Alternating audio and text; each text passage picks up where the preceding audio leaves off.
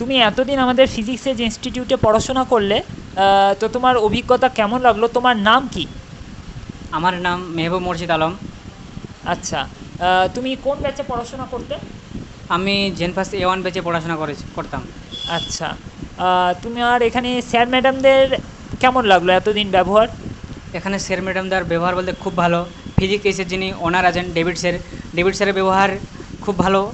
তা তাছাড়াও ডেভিড স্যারের বাদ দিয়ে এখানে যারা আরও অন্য স্যার ম্যাডামরা পড়ান, তিনাদেরও ব্যবহার খুব ভালো।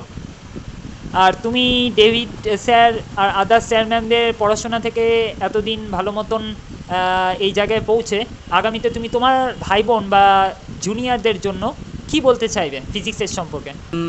আমি এখানে এতদিন পড়াশোনা করার পরে যা বুঝতে পারলাম, এখানে আমি আমার ছোট ভাই বোন বা যারা জুনিয়র আছে ওদের এখানে যদি তারা যদি নিটের কোচিং বা জেনফাস বা NM GNM করতে চায়, তাহলে ফিজিক্সে আসতে পারে। এখানে খুব যত্ন সহকারে পড়াশোনা করানো হয়।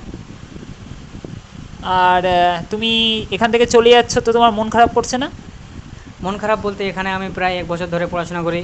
এখানে আমার প্রত্যেকটা ক্লাসরুমে প্রত্যেকটা স্যার ম্যাডামের সঙ্গে শেষ স্মৃতি জড়িয়ে থাকলো। ওই জন্য আমি শেষবারের মতো একবার ডেভিড স্যারের সঙ্গে দেখা করতে আসলাম। এক কথায় আমার এখানে প্রচুর স্মৃতি জড়িয়ে আছে। আমি কালকে চলে যাব, এটা ভেবে আমাকে খারাপ লাগছে। আচ্ছা, ঠিক আছে, থ্যাংক ইউ। তুমি আরও বড় হও। আমাদের তরফ থেকে তোমার জন্য অনেক শুভেচ্ছা এবং শুভকামনা রইল।